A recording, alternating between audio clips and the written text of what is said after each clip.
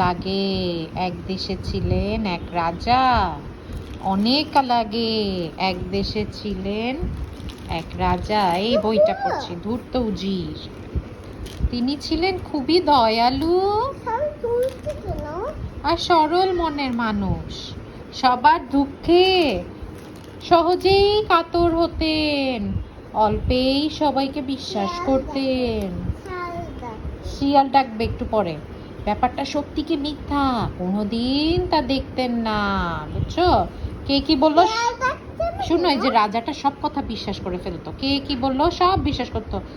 ও চিন্তাই করতো না যে ও সত্যি বললো না মিথ্যা বললো। শিয়াল ডাকবে একটু পরে। এইরকম রাজার যে উজির সে ছিল, তিনি ছিলেন যেমন লোভী তেমন ধূর্ত, তেমন ধূর্ত। রাজার সরলতার সুযোগে কিভাবে রাজকোষের ধনরত্ন হাতিয়ে নেওয়া যায়, কেবল সেই সুযোগ খুঁজছেন তিনি। শিয়াল ডাকবে মানে কি বলছে জানো? বলছে যে রাজা যেমন সহজ সরল, এই উজির তেমনই দুষ্টু। শিয়াল ডাকবে। সেদিন কি একটা সমস্যা নিয়ে রাজা খুবই চিন্তিত। তার ঘুম আসছিল না। উজিরও ছিলেন তার সঙ্গে। রাজা রাজপ্রাসাদ জুড়ে শিয়ালের গল্প বলবো, শিয়াল আসবে, কেবল পায়চারি করছিলেন। তখন মাঝরাত, কনকনে শীতের দাপট। শিয়াল আসবে তো।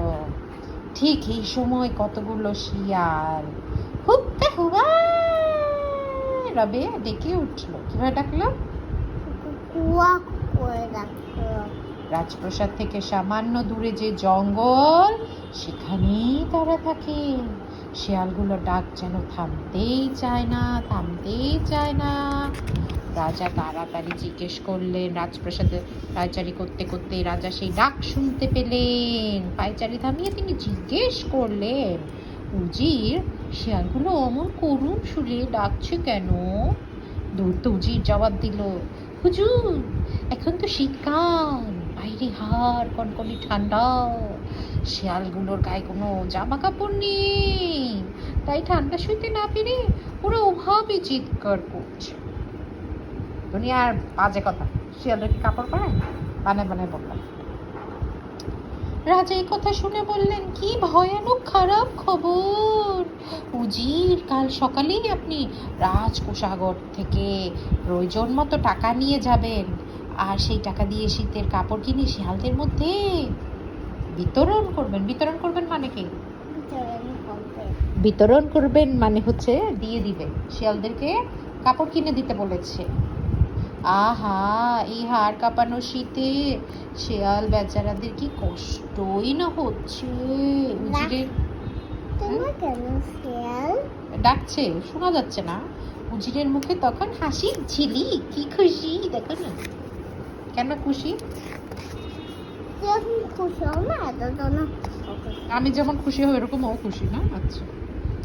রাজার আদেশ পেয়ে ধূর্ত উজির এসে ঢুকলেন রাজকোষাগারে। এই যে রাজকোষাগার, সেখানে থরে থরে সাজানো বেসুমার সোনা, রূপো, টাকা আর মণিমাণিক্য।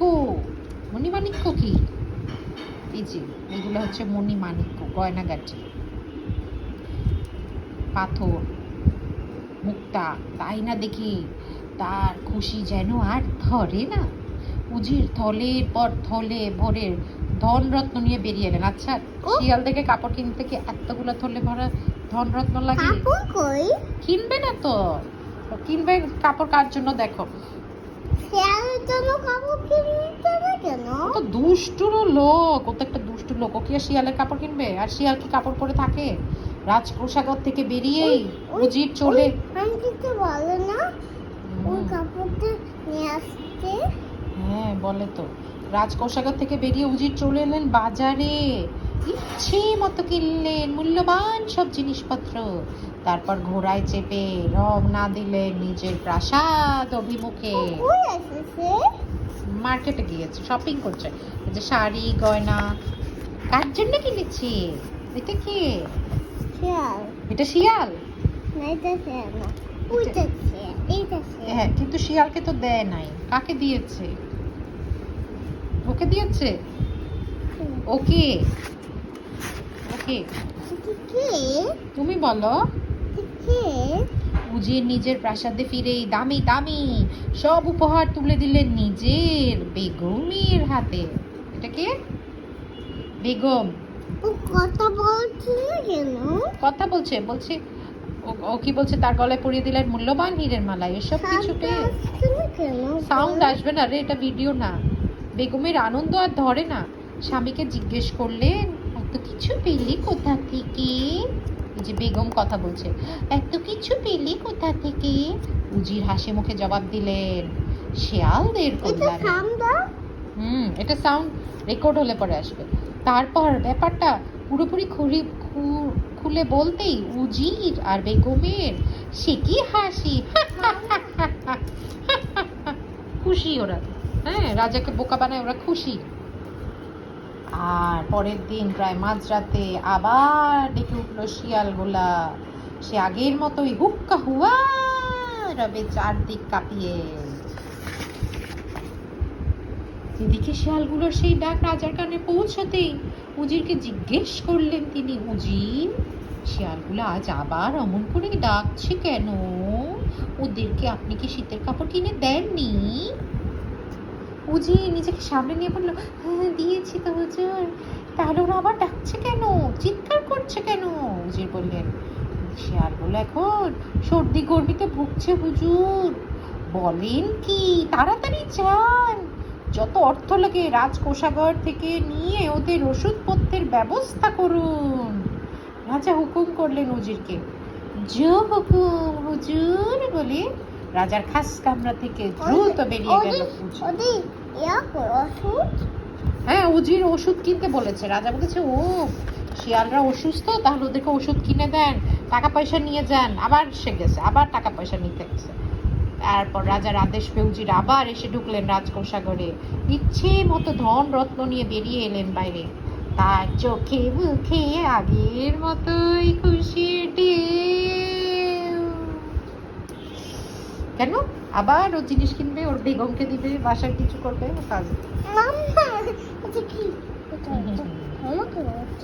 দুষ্টু উজির না? দিন কয়েক পরে মাঝরাতের দিকে শিয়ালগুলো আবার আগের মতোই ডেকে উঠলো শোরগোল করে। তাদের সেই ডাক শুনে রাগ যেন থামতেই চায় না। শুনে রাজা উজিরকে জিজ্ঞেস করলেন, ওরা আজ আবার ডাকছে কেন উজির? উজির তড়িঘড়ি জবাব দেন, হুজুর, শিয়ালগুলো আজকে চিৎকার করছে কেন জানেন? কেন? রাজা জিজ্ঞেস করলেন।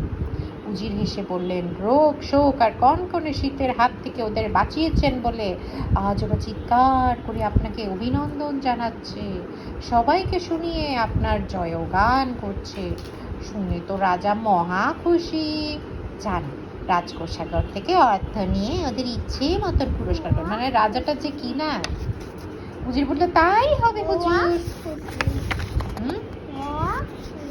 মহা খুশি, রাজা মহা খুশি। উজির আবার রাজকোষাগারে এসে ঢোকে। থলের পর থলে ভোরে ধন রত্ন নিয়ে মনের খুশিতে বেরিয়ে আসে। কেউ তাকে বাধা দেয় না। এই যে রাজা বললো, আবার যাও, আবার যে গয়না ওদেরকে পুরস্কার দাও, ওরা আমাকে থ্যাংক ইউ বলছে। তাই দেশের রাজা বা শাসক সহজ সরল বোকাশোকা হলে এমনই হয়। প্রতিটা দান সম্পর্কে তাদের সজাগ থাকতে হবে, না হলে তাদের পদে পদে ঠকবার সম্ভাবনা, বদনামের ভয়ও থাকে। ভয়ানক প্রশ্রয় পায় ঠকবাজরা। মানে ঠকবাজ হচ্ছে ও। শেষ শেষ শেষ।